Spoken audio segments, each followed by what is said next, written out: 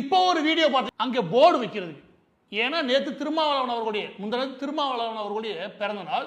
அதை வச்சு ஒரு மாநாடு ஒன்று நடத்துனாங்க. அதுக்கு ஒரு பேனர் ஒன்று வைக்கிறாங்க. அந்த பேனரை காவல்துறை அகற்றுது.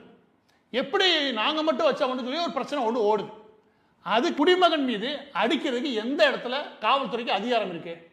இல்லாத ஆலைகளா, நடுத்தர மக்களா அவங்களோட கையை ஓங்குறது. பல கோடி அடிச்சுட்டு போயிருப்பேன், அவனுக்கு சலாம் போட்டு தெரிய வேண்டியது. இந்த லட்சம் தான் இருக்குன்னு வச்சுக்கோங்க. அப்போ இல்லை, காவல்துறை பார்த்தா எல்லாரும் சலாம் போட்டு சுற்றி தெரியணுமா? கையை ஓங்குவீங்க, ஐயா சாமி. இந்துக்களுடைய முருக கடவுளை அவமானப்படுத்தி இழிவா பேசினா பாருங்க, அவனை பாதுகாக்குது. எப்படி? வெளியே தெரியாம நாம இத்தனைக்கும் போராடி அவனை கைது பண்ண வச்சோம். ஆனா அவனோட போட்டோ வெளியாக பார்த்துக்குச்சு காவல்துறை. ஏன் தெரியுமா?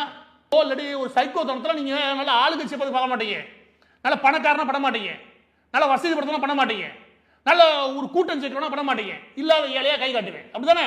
அப்ப நீங்க ஏதோ பிரச்சனையோட